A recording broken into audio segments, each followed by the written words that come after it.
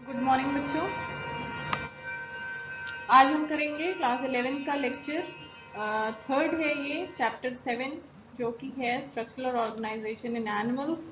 Lecture 1 and 2 uploaded हैं। आपने अगर नहीं देखा है तो इसे देख लीजिए। चैनल को सब्सक्राइब नहीं किया है तो चैनल को सब्सक्राइब कर लीजिए ताकि बाकी की वीडियोस आपको मिलती रहे और चैनल के साथ बने रहिए। स्ट्रक्चरल ऑर्गेनाइजेशन इन एनिमल्स या एनिमल टिश्यू, 2 लेक्चर्स अपलोडेड हैं। लास्ट लेक्चर है ये एनिमल टिश्यू का। ठीक है, तो आगे बढ़ते हैं।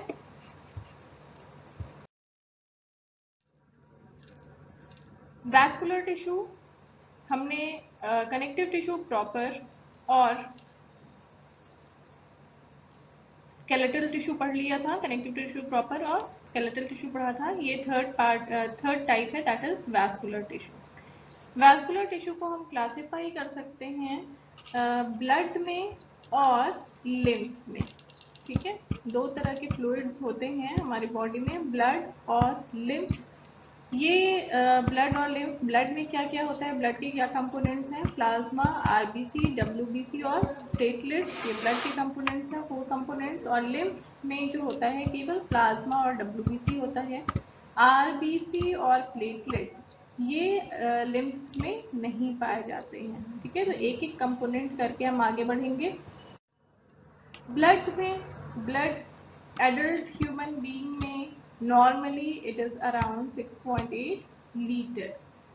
ब्लड की स्टडी को हम कहते हैं हिमेटोलॉजी। अपीयरेंस कैसा होता है, ब्लड स्टिकी होता है, वाटर से हेवियर होता है, बेसिक नेचर होता है। ये पीएच कई बार पूछा जा चुका है, ब्लड का पीएच कितना होता है, तो एग्जैक्टली आपको पता होना चाहिए 7.4। ऑप्शंस ऐसे देंगे 7.1, 2, 3, 4, कंफ्यूजिंग ऑप्शंस देते हैं। आपको एग्जैक्टली पता होना चाहिए कि ब्लड का पीएच क्या होता है, 7.4। ब्राइटली रेड कलर का होता है जब ये ऑक्सीजनेटेड होते हैं। अगर आपसे पूछा जाए ब्लड का कलर क्या है तो आप तुरंत बोलेंगे रेड, बट नो। ब्लड में अगर हीमोग्लोबिन ऑक्सीजनेटेड है, अगर हीमोग्लोबिन का कलर पूछा जाए तो हीमोग्लोबिन का कलर जो होता है ना, वो पर्पल ब्लूइश कलर होता है। ठीक है, रेड नहीं होता है। ऑक्सीजनेटेड हीमोग्लोबिन का कलर रेड होता है, क्योंकि हीमोग्लोबिन आरबीसी में पाए जा रहे हैं, इस वजह से ब्लड का कलर, आरबीसी का कलर क्या है, रेड है। लेकिन डीऑक्सीजनेटेड हीमोग्लोबिन का कलर क्या होता है, पर्पल ब्लूइश कलर होता है। ठीक है, तो ये इसके कलर की बात हो गई। अब हम पहला कंपोनेंट पढ़ते हैं ब्लड का, दैट इज प्लाज्मा। प्लाज्मा ये जो बेसल मटेरियल है जिसमें सेल्स रहती हैं वो क्या कहलाता है, प्लाज्मा। येलो कलर्ड है, स्लाइटली एल्कलाइन है। अगर इसमें से क्लॉटिंग फैक्टर्स प्लाज्मा में से निकाल दिए जाएं तो जो बचता है उसे हम कहते हैं सीरम। ठीक है, तो serum is exactly what, serum is plasma minus clotting factor, that is known as serum. तो जब भी ब्लड का टेस्ट होता है ना, जब भी ब्लड सैंपल का किसी डिजीज के लिए टेस्ट किया जाता है तो इसका सीरम ऑब्टेन किया जाता है। ब्लड में से क्लॉटिंग फैक्टर्स निकाल दिए जाते हैं। उसके बाद जिस भी चीज़ का टेस्ट करना होता है, ग्लूकोज टेस्ट या उसके बेस मटेरियल का टेस्ट, प्रोटीन टेस्ट, कुछ कोई भी टेस्ट जो भी करना होता है, या माइक्रोबियल टेस्ट, वो सारे टेस्ट ब्लड को पहले सीरम में चेंज किया जाता है। प्लाज्मा में से क्लॉटिंग फैक्टर को निकाल दिया जाता है और सीरम ऑब्टेन किया जाता है। प्लाज्मा में 90% वाटर होता है। प्लाज्मा प्रोटीन्स, प्लाज्मा प्रोटीन्स कौन कौन सी होती हैं, प्लाज्मा प्रोटीन्स में आते हैं एल्ब्यूमिन, ग्लोब्यूलिन। ये ऑस्मोटिक प्रेशर को मेंटेन करते हैं, that is around 7.6 atmospheric pressure. कुछ ग्लोब्यूलिन्स जो इम्यूनोग्लोब्यूलिन्स हैं, ये एंटीबॉडीज बनाते हैं। एंटीबॉडीज आपको पता है कि ये एंटीजन के अगेंस्ट, जो बाहरी मटेरियल है, फॉरेन मटेरियल है, उसके अगेंस्ट ये रिस्पॉन्ड करते हैं। ठीक है, प्रोथ्रोम्बिन और फाइब्रिनोजन, प्रोथ्रोम्बिन एंड फाइब्रिनोजन ये क्या है, ये क्लॉटिंग फैक्टर्स हैं। प्रोथ्रोम्बिन और फाइब्रिनोजन ये क्लॉटिंग फैक्टर्स हैं, इन्हीं को जब निकाल दिया जाता है तो बन जाता है सीरम। ठीक है, ये क्लॉटिंग करने में मदद करते हैं prothrombin and fibrinogen. Next is inorganic salts. Inorganic salts plasma में पाए जाते हैं sodium, calcium, magnesium, chloride, carbonate, phosphate, ये सारे आयंस जिसे प्लाज्मा इलेक्ट्रोलाइट्स कहते हैं, ये पाए जाते हैं प्लाज्मा में। फूड मटेरियल्स, फूड मटेरियल्स में क्या क्या आता है, जो भी ट्रांसफर होता है सेल्स को वो सब फूड मटेरियल में आएगा, ब्लड के थ्रू ही ट्रांसफर होता है, जैसे glucose, amino acid, fatty acid, जो भी डाइजेस्टेड मटेरियल है फूड के वो सारे प्लाज्मा के थ्रू ट्रांसफर होते हैं, ये सारे हैं। Normal content of glucose blood में कितना होता है, 80 टू 100 मिलीग्राम ग्लूकोज, 120 तक हो सकता है, नॉर्मल रेंज है। लेकिन अगर इसके ऊपर होता है, इसके ज़्यादा होता है तो that person is pre diabetic. अगर 130 140 तक के रेंज में that is pre diabetic, that means the border line of the diabetes. इसके बियॉन्ड है तो वो डायबिटिक है। Next is waste material which is present in plasma, urea, uric acid, ammonia, ये वेस्ट मटेरियल है। गैसेस जो present होती हैं, गैसेस में ऑक्सीजन, जो भी एटमॉस्फेयर में प्रेजेंट होंगी वो गैसेस अंदर आएंगी, इनहेल होंगी, तो वो सारी गैसेस इसमें प्रेजेंट होंगी, majorly oxygen, carbon dioxide and nitrogen. Regulatory substances जो रिलीज होते हैं सेल से, ग्लैंड से, hormones, enzymes and proteins, they are also present in plasma. Anticoagulants, these are the substances which does not allow the blood to clot inside the body. They are antiprothrombin, एंटीप्रोथ्रोम्बिन, क्योंकि thrombin को ये काम नहीं करने देता है जब तक कि कोई कट ना हो, कोई बाउंड ना हो। दिस एंटीकोगुलेंट, इसका नाम क्या है, हेपेरिन। इसकी बात हमने लास्ट लेक्चर में भी की थी। कोलेस्ट्रॉल जो होता है ये सिंथेसाइज होता है लिवर से और ये रिलीज होता है ब्लड में। नॉर्मल रेंज 50 टू 180 ml पर 100 ml होती है ब्लड में, इससे ज़्यादा हो तो ये लिवर, फैटी लिवर हो जाता है और भी प्रॉब्लम्स होती हैं बॉडी में। नेक्स्ट कंपोनेंट है रेड ब्लड कार्पसूल्स या आरबीसी, जिसे इरेथ्रोसाइट्स भी कहते हैं। ये सबसे ज़्यादा मोस्ट अबंडेंट सेल है इन द बॉडी। कितनी होती है ये, 2.5 मिलियन ये पर सेकेंड फॉर्म होती है, 2.5 मिलियन आरबीसी पर सेकेंड फॉर्म होती है। ठीक है, आरबीसी का शेप अगर मैमल्स में देखें तो ये सर्कुलर होता है, बाइकॉन्केव, दोनों साइड से, अगर हम साइड से देखें तो ये इस तरह का है, दोनों साइड से ये चिपटा होता है। ठीक है, बाइकॉन्केव स्ट्रक्चर होता है और इसमें न्यूक्लियस नहीं होता है, न्यूक्लियस पोजीशन पे ही हीमोग्लोबिन पाई जाती है। Young RBC contain nucleus, young RBCs में न्यूक्लियस पाए जाते हैं बट मैच्योर्ड में न्यूक्लियस नहीं पाए जाते हैं। दो ये लामा और कैमल, ठीक है, ये इसी फैमिली का मेंबर है, लामा भी, कैमलिएसी फैमिली का मेंबर है और एनिमल है। इसमें जो आरबीसीज होती हैं ये बाई कॉन्वेक्स होती हैं। फ्रॉग में भी कैसी होती हैं, बाई कॉन्वेक्स होती हैं। लेकिन बाकी सारे मैमल्स में कैमल के सिवा, लामा और कैमल के सिवा बाकी सब में जो ये आरबीसीज होती हैं ये बाई कॉन्केव होती हैं। नंबर कितना होता है, मैन में 5.5 मिलियन आरबीसी पर क्यूबिक मिलीमीटर ऑफ ब्लड, इतना पाया जाता है। वुमेन में कल क्यूबिक मिलीमीटर मतलब 1 माइक्रोलीटर, 1 माइक्रोलीटर में 5.5 मिलियन आरबीसी होती है। वुमेन में 4.5 मिलियन आरबीसी होती है पर क्यूबिक मिलीमीटर। अगर डिक्रीज हो जाए, इसमें एबनॉर्मल डिक्रीज हो इस कंटेंट में, तो इसे कहते हैं इरेथ्रोसाइटोपीनिया। अगर इंक्रीज हो जाए तो इसे कहते हैं पॉलीसाइथीमिया, ठीक है, polycythaemia. Formation of blood, formation of RBCs को कहते हैं इरिथ्रोपोइसिस। इस प्रोसेस को कहते हैं इरिथ्रोपोइसिस। होती कहाँ पर है ये? लिवर में और स्प्लीन में। फीटस में लिवर और स्प्लीन में इरिथ्रोपोइसिस होती है। आरबीसी का फॉर्मेशन लिवर और स्प्लीन में होता है इन फीटस, इन एम्ब्रियोनिक स्टेज।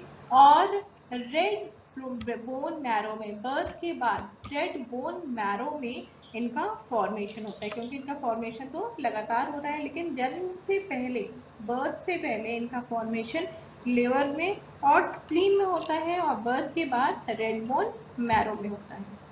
आरबीसी स्टोर्ड होती हैं स्प्लीन में, और ये डिस्ट्रॉय भी होती हैं स्प्लीन में, ठीक है। इसीलिए स्प्लीन को ग्रेवयार्ड ऑफ आरबीसीज भी कहा जाता है। हीमोग्लोबिन, हीमोग्लोबिन में दो कंपोनेंट होते हैं, ग्लोबिन जो कि प्रोटीन है और हीम जो कि नॉन प्रोटीन है। हीम होता है जो कि प्रोटीन है, इससे ये ग्लोबिन चेन्स इस तरह से जुड़े होते हैं, ठीक है। एक हीमोग्लोबिन से, एक हीम से 4 ग्लोबिन चेन्स जुड़े होते हैं। 2 अल्फा चेन होते हैं, 2 अल्फा चेन होते हैं और 2 बीटा चेन होते हैं। इसी हीम से आयरन जुड़ा होता है, ठीक है। आयरन जो होता है ये हीम से जुड़ा होता है, ग्लोबिन से जुड़ा नहीं होता है। नॉर्मल रेंज क्या होती है? पर 100 ml ऑफ ब्लड में 15 मिलीग्राम हीमोग्लोबिन का पाया जाता है। एक आरबीसी में 280 मिलियन हीमोग्लोबिन मॉलिक्यूल्स होते हैं। और एक हीमोग्लोबिन, ये 4 है ना इसमें, तो एक हीमोग्लोबिन जो ग्लोब्यूलिन है इसका, एक हीमोग्लोबिन जो है वो 4 O2 मॉलिक्यूल से जुड़ता है, ठीक है। तो एक हीमोग्लोबिन ये 4 ऑक्सीजन मॉलिक्यूल से बाइंड करता है। नॉर्मल लाइफ स्पैन एवरेज इसकी क्या है? 120 डेज है। डिस्ट्रॉयड आरबीसी जो होती हैं वो रिटर्न कर दी जाती हैं बोन मैरो को, जहां पर फिर से नए आरबीसीज का फॉर्मेशन होता है। आरबीसी का एक स्पेसिफिक फीचर है कि कभी कभी ये आरबीसीज इस तरह से ये पाइल्स के फॉर्म में स्टैक हो जाती हैं सरफेस टेंशन की वजह से, जिसे हम कहते हैं आरबीसी रोलेक्स, ठीक है। आरबीसी रोलेक्स इसे कहते हैं। नेक्स्ट कंपोनेंट इज डब्ल्यूबीसी और ल्यूकोसाइट। इसमें न्यूक्लियस पाया जाता है, आरबीसी में न्यूक्लियस नहीं पाया जाता है, लेकिन इसमें न्यूक्लियस पाया जाता है। टोटल काउंट इनका आरबीसी से कम है, दैट इज 5000 to 10,000 WBCs पर माइक्रोलीटर ऑफ ब्लड। अगर ज्यादा हो जाए तो इसे कहते हैं ल्यूकोसाइटोसिस, अगर कम हो जाए तो इसे कहते हैं ल्यूकोपीनिया। फॉर्मेशन में को जैसे उसमें इरिथ्रोपोइसिस कहते हैं, इसको यहाँ पर ल्यूकोपोइसिस कहते हैं। कहाँ पर बनते हैं ये आरबीसीज? कहाँ पर बन रहे थे? आरबीसीज बन रहे थे लिवर में, स्प्लीन में और रेड बोन मैरो में।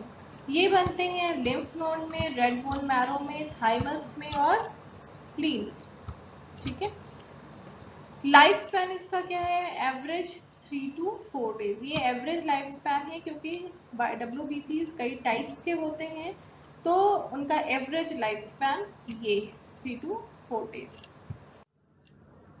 Types of WBCs mainly broadly 2 types में इसको डिवाइड किया गया है, ए ग्रैन्युलोसाइट्स और ग्रैन्युलोसाइट्स।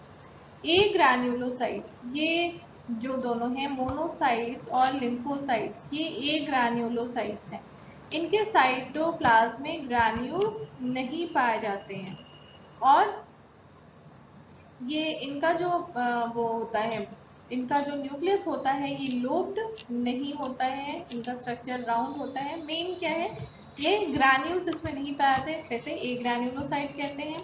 ग्रैन्युलोसाइट्स जिसमें साइटोप्लाज्म में ग्रैन्यूल्स पाए जाते हैं उसे ग्रैन्युलोसाइट्स कहते हैं। ए ग्रैन्युलोसाइट्स 2 टाइप के हैं, मोनोसाइट्स और लिम्फोसाइट्स।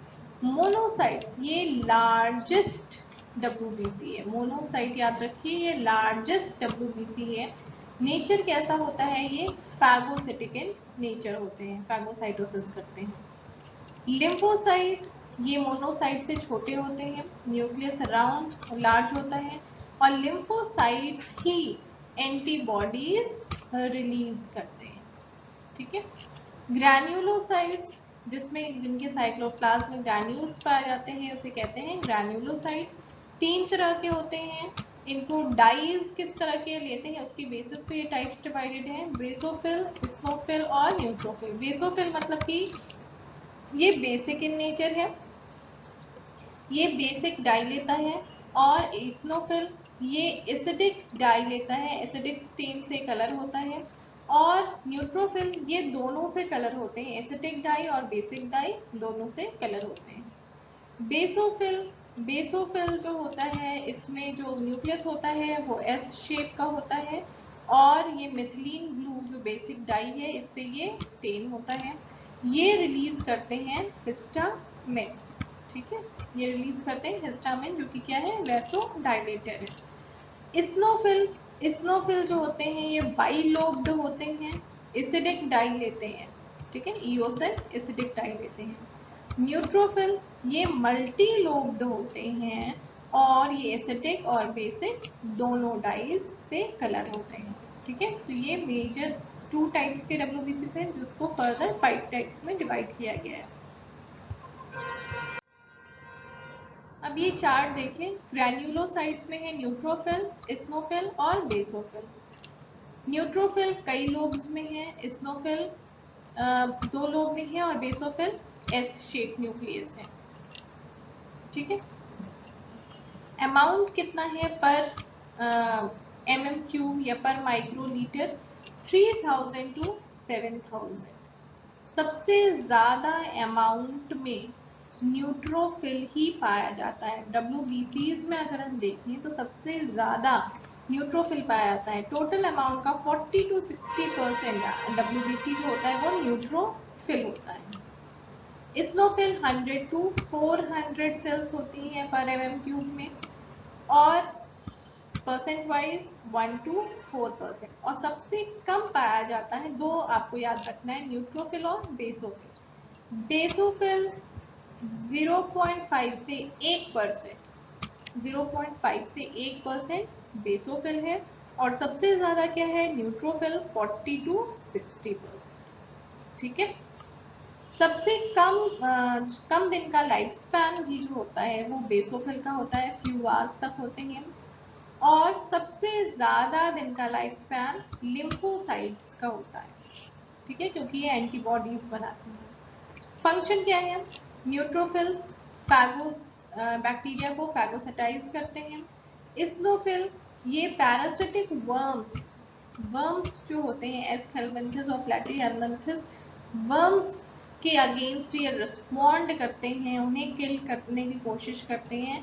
इस वजह से अगर स्नोफिल का अमाउंट बढ़ा होता है तो उसके 2 कंडीशंस हो सकते हैं, या तो पैरासाइट का इन्फेक्शन हो, या फिर स्नोफिल का काउंट जो होता है वो एलर्जी के केस में या अस्थमा के केस में जो है ये इनका काउंट बढ़ जाता है। इसलिए जैसे जब कोई इन्फेक्शन बॉडी में होता है तो डॉक्टर सजेस्ट करते हैं TLC और DLC कराने के लिए, total leucocyte count and differential leucocyte count. अगर ये बढ़ा होता है तो मतलब बॉडी में इन्फेक्शन है, और डिफरेंशियल ल्यूकोसाइट काउंट से हमें पता चलता है कि किस कंपोनेंट कौन सा कंपोनेंट बढ़ा है, न्यूट्रोफिल बढ़ा है, स्नोफिल बढ़ा है, बेसोफिल बढ़ा है, क्या बढ़ा हुआ है। तो अगर स्नोफिल बढ़ा होता है मतलब कि बॉडी में एलर्जी है या पैरासिटिक वर्म का इन्फेक्शन है, तो सिम्टम बेसिस पे डॉक्टर्स उसका ट्रीटमेंट करते हैं। बेसोफिल जो होते हैं ये हिस्टामीन रिलीज करते हैं। ठीक है, और ये कंटेन करते हैं हिपेरिन जो कि एंटी कोगुलेंट है, और हिस्टामिन क्या है, वैसोडाइलेटर है। सबसे कम मात्रा में पाए जाते हैं बेसोफिल। लिम्फोसाइट और मोनोसाइट ये ग्रैन्युलोसाइट्स के टाइप हैं, इनके ग्रैन्युलर साइटोप्लाज्म नहीं होता है। ठीक है, और अमाउंट कितना है इसका 20 to 40% टोटल का, मोनोसाइट का 2 to 8%। मोनोसाइट भी फैगोसाइटोसिस करते हैं। और लिम्फोसाइट्स का मेन काम क्या है, एंटीबॉडीज, जैसे कि टिश्यूज में प्लाज्मा सेल्स जो होती हैं वो एंटीबॉडीज बनाती हैं, सेम ब्लड में लिम्फोसाइट्स एंटीबॉडीज बनाती हैं। ठीक है। टिश्यूज में मास्ट सेल्स रिलीज करती हैं हिस्टामिन, यहाँ पर बेसोफिल्स रिलीज करती हैं histamine. Okay. Next is platelets. Next component blood का क्या है, प्लेटलेट्स या थ्रोम्बोसाइट्स। इनका मेन काम होता है clotting of the blood. Shape spindle shape. Amount कितना पाया जाता है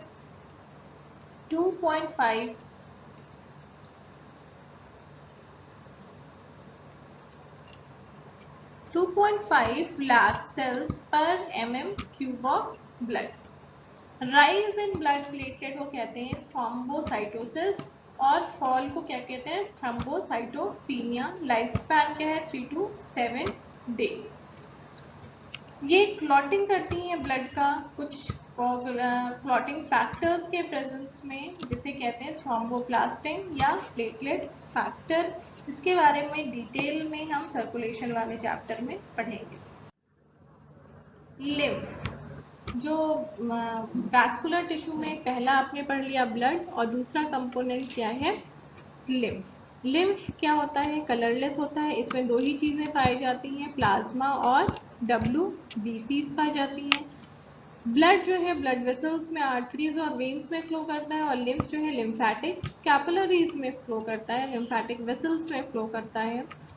इनका फंक्शन क्या है, ये मटेरियल्स को कैरी करते हैं टिश्यू से ब्लड स्ट्रीम तक ले जाने में, और ब्लड स्ट्रीम से टिश्यूज तक ले जाने में। ठीक है। जो लार्जर मॉलिक्यूल होते हैं, जैसे ब्लड वेसल्स हैं, ब्लड वेसल्स से सब्सटेंसेस जो हैं ये कैपिलरीज से होकर बाहर निकलती हैं।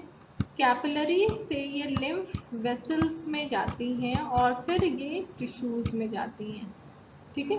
तो इस तरह से ये मटेरियल्स को कैरी करने का काम करते हैं।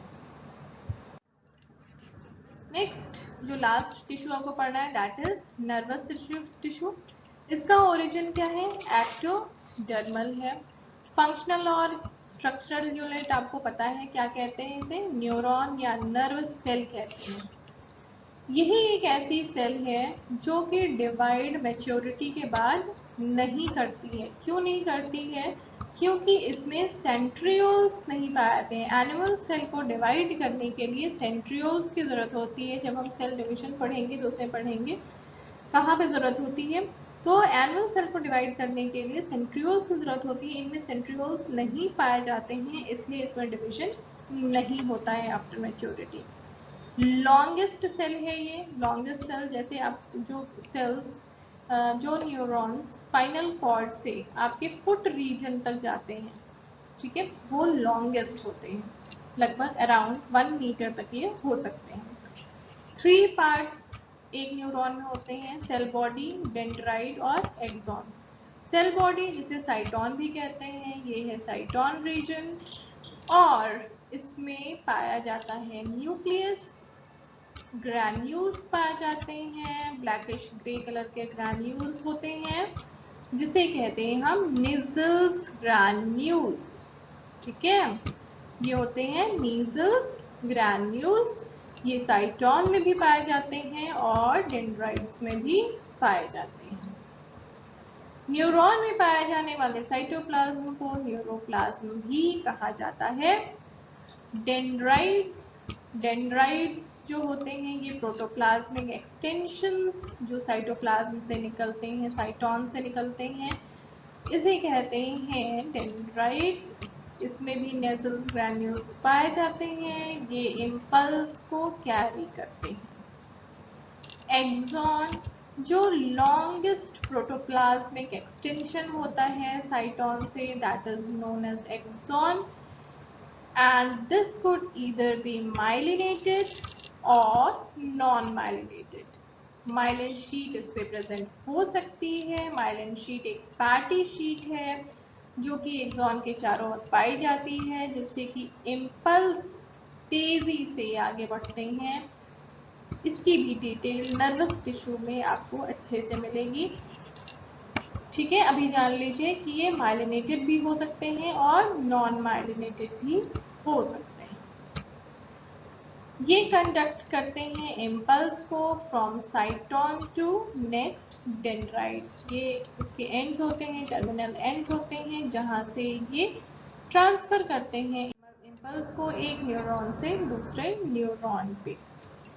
जैसे कि एक डायग्रामेटिक रिप्रेजेंटेशन है, ये साइटोन है, साइटोन की ये डेंड्राइट्स हैं, एक्सॉन है, एक्सॉन टर्मिनल्स हैं। अगर इम्पल्स इस तरफ से आ रहा है तो डेंड्राइट्स इस इम्पल्स को कैच करेंगे। ये डेंड्राइट्स इस इम्पल्स को फर्दर एक्सॉन में भेजेंगे। एक्सॉन से ये एक्सॉन टर्मिनल में जाएगा। एक्सॉन टर्मिनल में ये इम्पल्स कन्वर्ट हो जाएगा केमिकल ये केमिकल्स में, which are known as neurotransmitters. Acetylcholine बनाता है ये, फिर न्यूरोट्रांसमीटर्स दूसरे डेंड्राइट, यहाँ पे रिसेप्टर सेल्स पाई जाती हैं, यहाँ से ये कैच कर लिए जाते हैं ये न्यूरोट्रांसमीटर्स। फिर ये इलेक्ट्रिक इम्पल्स में चेंज हो जाते हैं, जो केमिकल इम्पल्स है इलेक्ट्रिक इम्पल्स में फिर चेंज हो जाएगा। फिर ये साइटोन से एक्सॉन में जाएगा, फिर ये एक्सॉन से एक्सॉन टर्मिनल में जाएगा, फिर नेक्स्ट न्यूरॉन में जाएगा।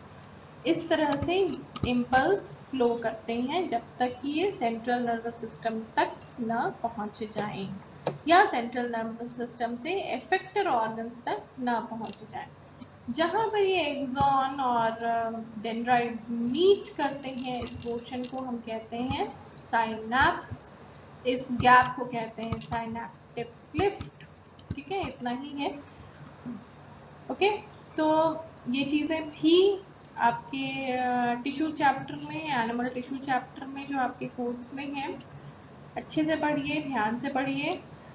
मुझे लगता है कि इतने इजी तरीके से और इजी तरीके से इसे नहीं समझाया जा सकता है। बहुत ही इजीली, बहुत ही बेसिक वे में, बहुत ही